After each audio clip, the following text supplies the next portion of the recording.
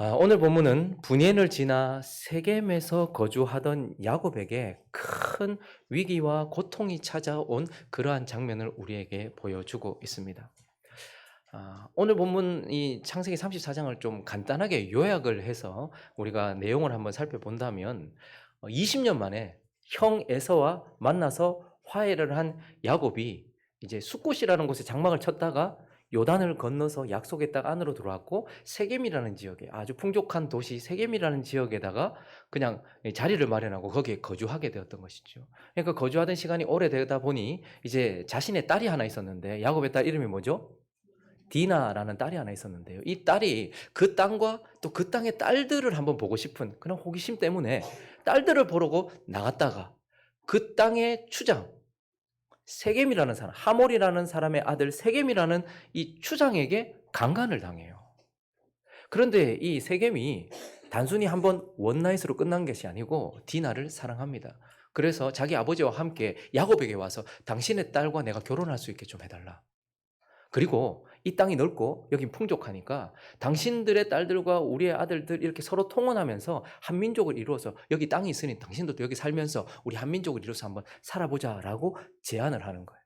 그런데 이 제안을 들었던 야곱의 12 아들들이 이제 세겜에게 이야기를 하기를 네가 내 동생하고 결혼을 하고 당신들이 우리하고 통혼을 하며 서로 하나가 되고 한민족이 되려고 하면 우리처럼 너네도 할례를 받아야 된다.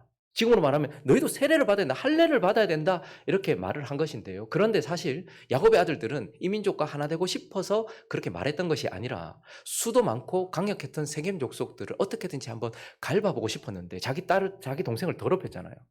그래서 할례를 행하면 우리가 통혼하겠다라고 사실은 속였던 거예요. 그런데 그 말을 믿었던 세겜이 자기 족속 전체를 이렇게 설득을 했고 그래서 세겜 남자들이 전부 다 할례를 받았습니다. 3일 되었을 때에 가장 통증이 심할 때에 시몬과 레위가 세겜 족속 전체를 다 남자를 다 칼로 쳐 죽이는 대학살이 일어났고 야곱의 아들들이 그 세겜에 들어가서 약탈해서 막 가지고 오면서 문제가 많이 커지게 되었던 것을 우리는 보게 돼요. 그래서 오늘 마지막 30절을 보시면요. 어떤 일이 있었냐면 야곱이 이렇게 말해요. 야곱이 시몬과 레위에게 이르되 너희가 내게 화를 끼쳤다. 이 땅의 주민 곧 가나안 족속과 브리스 족속에게 악취를 내게 하였다. 나는 수가 적은데 그들이 모여 이제 나를 치고 나를 죽이리니 나와 내 집이 멸망하겠다. 그러니까 고대 시대에는 피해 복수가 있었습니다. 누군가가 누군가에게 죽임을 당하면 가장 가까운 친족이 반드시 복수를 해줘야 되는 거예요. 그러니까 세겜 족속이 강했거든요. 이 세겜 족속을 전부 다 쳐 죽였으니까 세겜 족속에 가까운 사람들이 어떻게 했을까요? 이제 피해 복수를 준비하고 있었던 것이죠. 그러니 수가 작았던 야곱이 20년 만에 돌아왔는데 이제 내 가문이 문을 닫게 생겼다라는 위기를 만났다라는 것이 오늘 이 창세기 34장의 내용입니다. 그래서 우리는 오늘 이 내용을 가지고서 하나님께서 우리에게 주시는 교훈을 두 가지로 나누어 살펴보려고 하는데요. 그 첫 번째는 먼저 세상과 가까워짐. 그것이 얼마나 위험한가에 대해서 오늘 하나님께서 이 말씀을 통해서 우리에게 가르쳐 주고 있습니다. 여러분, 우리가 살고 있는 이 세상은 하나님이 창조하신 우리의 삶의 터전이에요. 우리가 살아가야 될 것이고 우리의 자손들이 살아가야 될. 그래서 하나님이 우리를 위하여 창조하신 우리의 살아가야 될 삶의 터전입니다. 그리고요, 하나님은 이 땅에서 지금도 창조만 해놓고 끝낸 것이 아니고 지금도 역사하시고 지금도 일하시고 지금도 섭리하시는 이 세상은 하나님이 섭리하시는 하나님의 무대예요. 하나님이 역사하시는 하나님이 일하시는 공간이란 말입니다. 그리고요, 이 세상은요, 멀리서 보면 아름답고 화려하고 그래서 늘 새롭게 변화되고 발전하는 곳, 그것이 바로 세상입니다. 그러나 동시에 이 세상은요, 보이진 않지만 악한 사단과 귀신들이 역사하고 있는 악한 사단의 역사가 있는 곳이기도 합니다.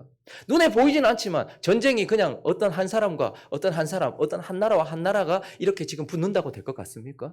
지금 이 뒤에서 뭐가? 사단의 역사가 지금도 보이진 않지만 역사하고 있다는 거예요. 사단의 역사가 있다라는 것이고요. 그리고 또요, 이 세상은요, 모든 영역에 악과 죄가 작용하고 있습니다. 많은 사람들이 멀리서 보면 다 좋아 보여요, 이 세상이. 그런데 어느 영역 하나 악이 작용하지 않는 곳, 죄가 역사하지 않는 곳이 없습니다. 여러분, 학교를 가보십시오. 거기에는 죄가 없을까요? 정치를 한번 보십시오. 거기에는 악이 존재하지 않을까요? 문화를 한번 보십시오. 그렇게 문화라는 옷을 입고 있지만 그곳에도 죄악으로 가득 차 있고 악이 역사하고 있습니다. 가장 공정해야 된 사법기관도 보십시오. 거기에는 악이 작용하고 있습니다. 심지어는 가난하고 힘든 사람을 도와주겠다, 인권을 하겠다라고 하는 NGO 안에도 들어가 보면 악이 작용을 하고 있는 것이죠. 그리고 이 세상은요, 우리 안에 있는 죄성, 인간의 부패한 본성, 악한 죄성이 꽃을 피우는 곳, 그게 바로 이 세상이란 말입니다. 그러므로 이 세상은요, 영적으로 매우 위험한 곳이고요.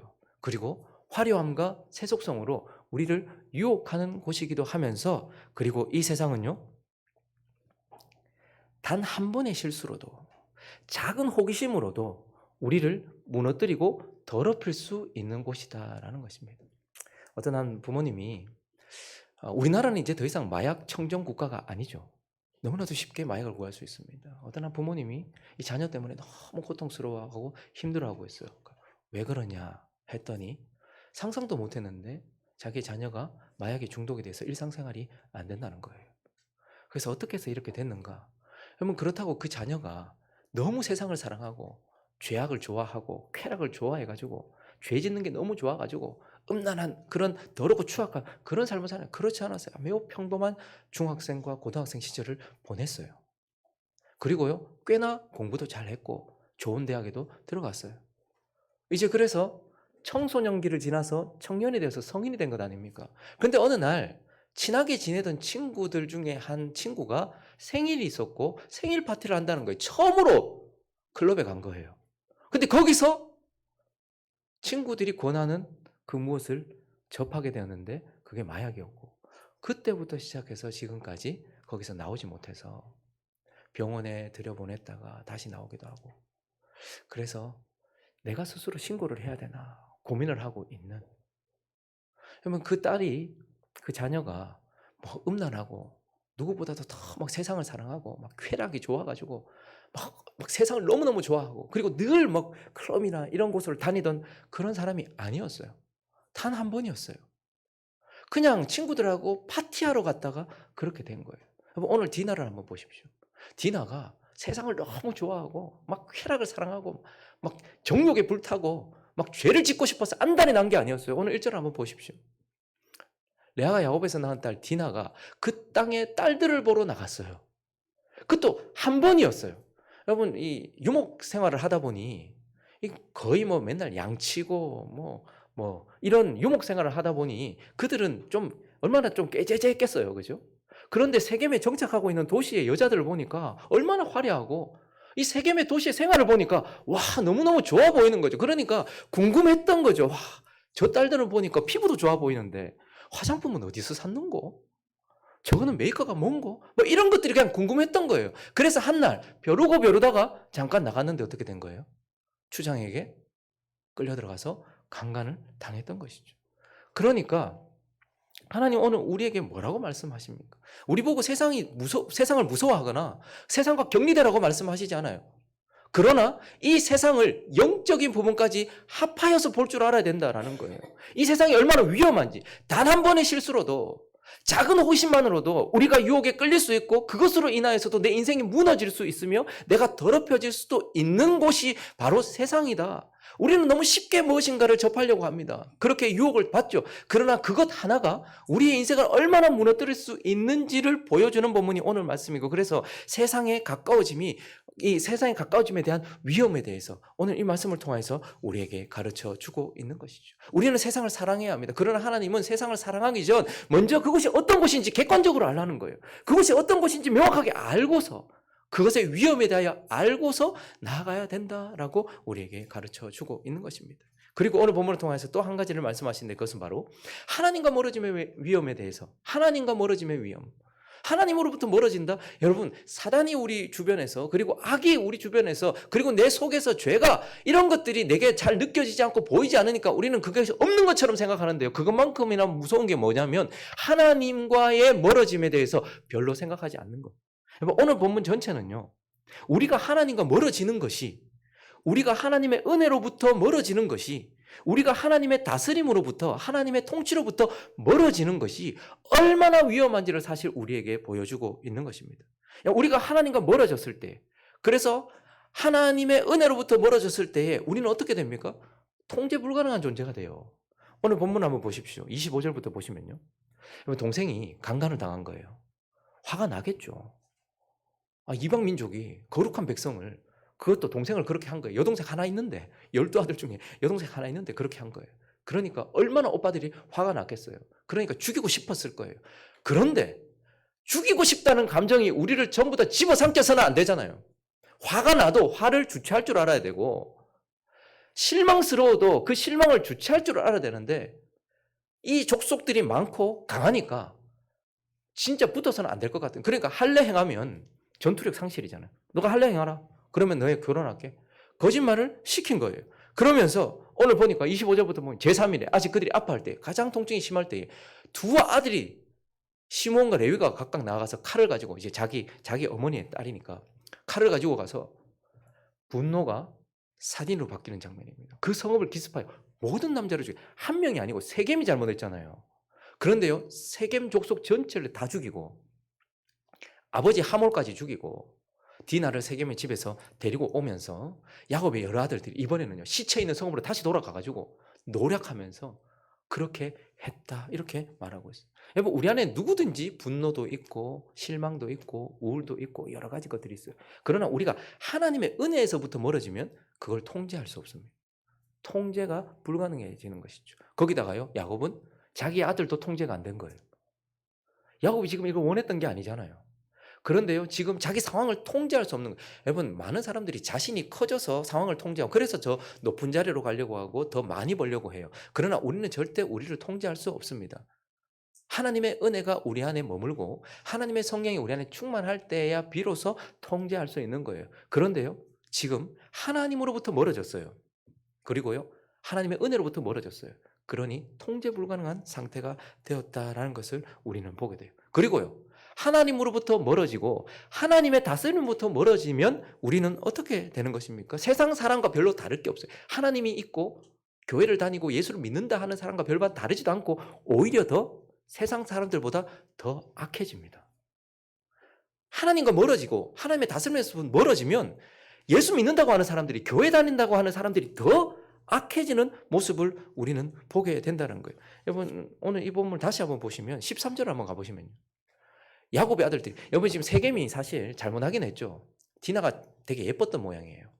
그리고 또 처음 보는 여인이니까 그래서 정욕에 불타서 강간을 했던 거예요. 그런데요, 그러고 보니 디나를 사랑하게 된 거예요. 그래서 이제는 강간을 한 것은 잘못이지만 그래도 이제 그 뒷수습을 하는 거예요.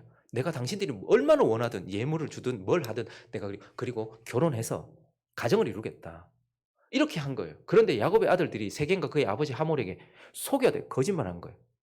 그 누이를 더럽혔기 때문에 할례 받으면 우리가 같이 통혼할게, 아무렇지도 않게 거짓말을 시켰어요. 그런데 그것보다 더 무서운 게 무엇입니까? 다시 한번 25절부터 보시면요, 3일 그때에 아파할 때에 두 아들이 칼을 가지고 가서 위협한 게 아니고요, 분풀이한 게 아니고 그는 모든 남자를 다 죽였고, 그리고 하몰도 죽였고, 세겜의 집에서 자기 동생을 데려왔고, 그리고 여러 아들들이 다시 성읍으로 가서 노략하고, 그 누이를 더럽혔다는 그 까닭 때문에 노략하고, 양과 소와 이제는 다 훔치는 거예요. 그 성읍에 있는 것들과 들에 있는 것들과 그들의 모든 재물을 다 빼앗아 그들의 자녀와 아내들까지 다 사로잡아서 물건을 다 넣어요. 여러분, 지금 디나 한 사람을 강간한 세겜이 악합니까? 아니면 세겜과 세겜 족속을 속이고 전부를 죽이고 거기 있는 걸 다 약탈해 온 하나님의 백성 12지파의 초석이 되는 이 12아들들이 더 악합니까? 세상보다 성도들이 훨씬 더 악하다라는 것을 보게 돼요. 근데 그것보다 더 무서운 건 뭐냐면 오늘 본문 마무리하는데 31절에 이렇게 말하고 있습니다. 시작.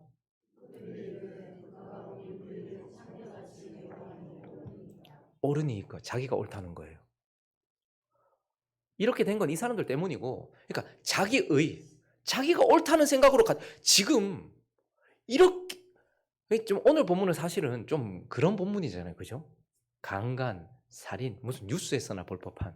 그런데 절대 하나님 나라 백성들에게 일어나서는 안 되는 그러한 일들이 지금 여기에 일어나고 있다는 것을 보게 돼요. 그런데요, 이렇게 하고 난 이후에 보통은 어떻습니까?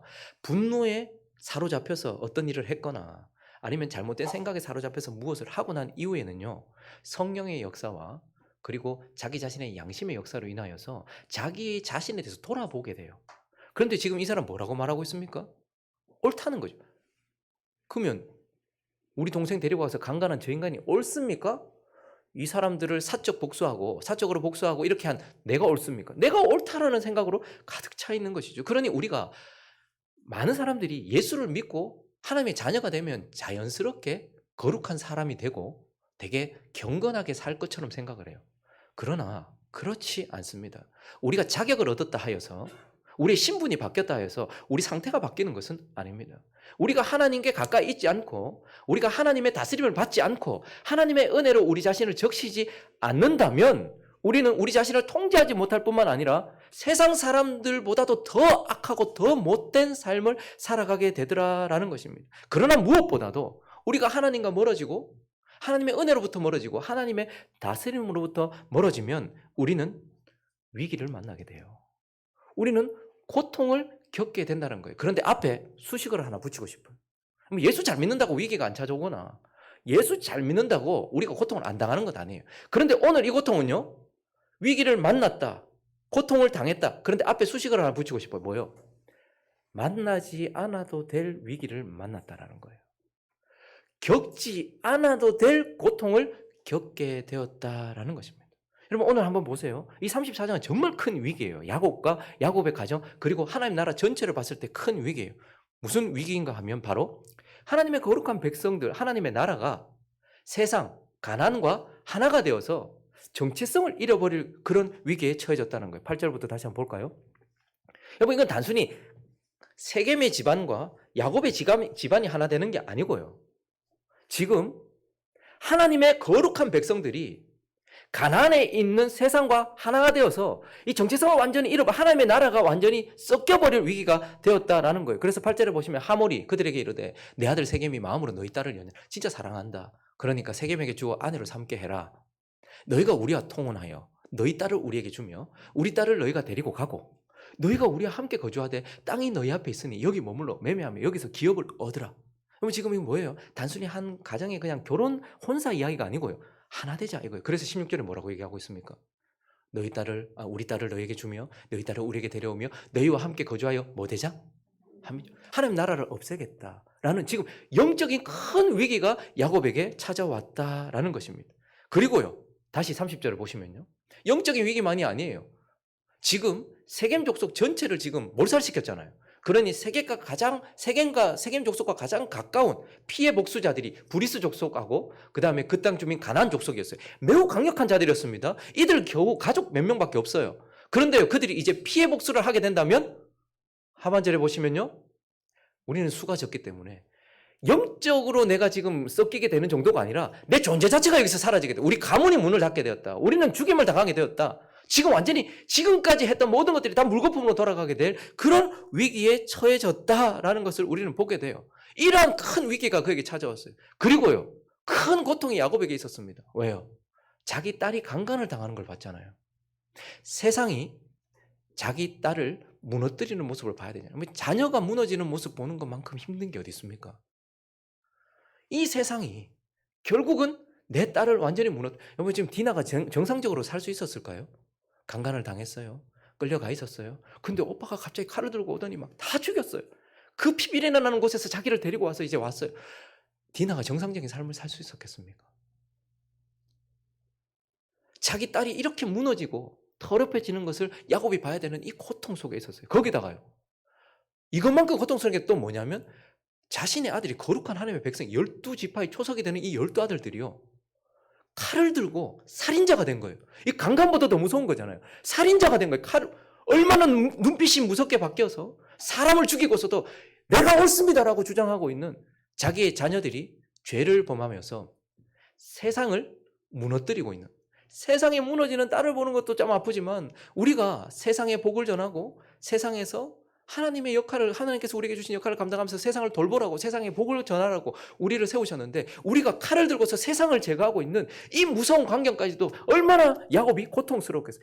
아들이 문방구, 조만한 문방구에 가가지고 작은 거 하나 훔치는 걸 봐도요, 마음이 무너지는데, 자기 아들이 그 살인을 저지르는 걸 보면서 얼마나 고통스러웠겠냔 말이에요. 그런데요, 이 위기, 그리고 이 고통, 왜 만난 겁니까? 왜 겪게 된 겁니까? 야곱이 베델로 올라가지 않았기 때문이에요. 하나님께서 20년 동안 그를 다듬으시고 난 이후에 뭐라고 말씀하셨습니까? 베델의 하나님, 나에게로 돌아오라고 말씀하셨어요. 그래서 돌아오면 될 것을 요단강을 건너기 전 동편에서 하나님의 약속의 땅 문턱에서 숲곳에서 자기를 위하여, 그리고 자기의 제사를 위하여서 거기서 장막을 짓고 있더니, 그래도 요단강을 건너서 이제 물리적으로는 약속의 땅에 들어온 것 같은데 그의 마음은 하나님께 돌아오지 않은 거예요. 베델의 하나님께로 돌아와야 되는데 그는 하나님 주변을 맴돌면서 그냥 세상 속에서 살고 있었던 거, 어디가 더 좋을까? 어디가 더 풍족하게 살까? 그거 생각하면서 이제 돌아와서 내가 어디에 정착할까?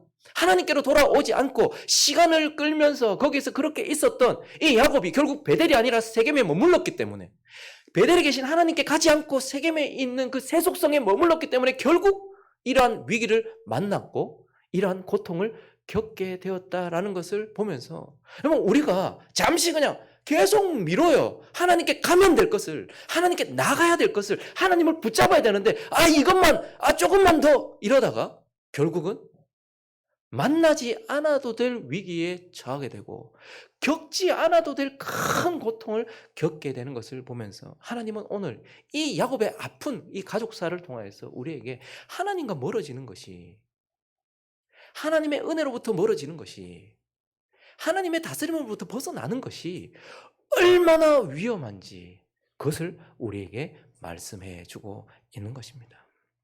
말씀을 정리하겠습니다. 여러분, 사람들은 자신의 미래에 대해서 좀 알고 싶어요. 나이가 들고 시간이 좀 지나면 내가 좀 편안한 삶을 살까? 좀 넉넉할까?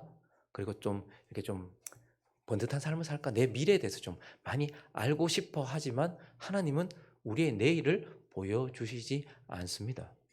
그러나 우리는 하나님이 우리의 미래를 보여주시지 않는다 하여도 거의 정확하게 우리의 미래를 예측할 수 있습니다. 무엇을 통해서요? 오늘 내가 어디 있는가를 보면, 오늘 내 마음의 상태가 어디로 기울어 있는가를 보면 거의 틀림없이 나의 미래에 대하여 예측이 가능합니다. 내가 지금 세겜에 있는가? 아니면 내가 지금 하나님의 은혜가 넘치고 하나님의 임재가 있으며 하나님의 다스림이 있는 베델에 있는가? 내가 지금 영적으로 어디에 있는가를 보면 내일 내가 어떤 일을 만날지, 내가 어떤 고통을 당할지 알게 된다는, 그리고 내 마음 상태가 하나님과 멀어져 세상을 향해 기울고 있는가? 아니면 세상과 구별되어서 하나님께 가까이 나아가 있는가? 나의 상태를 보면 나의 내일을 우리는 알 수 있게 된다는 것입니다. 그러므로 경각심을 가지고서 꼭 겪어봐야지만 아는 것은 아니잖아요.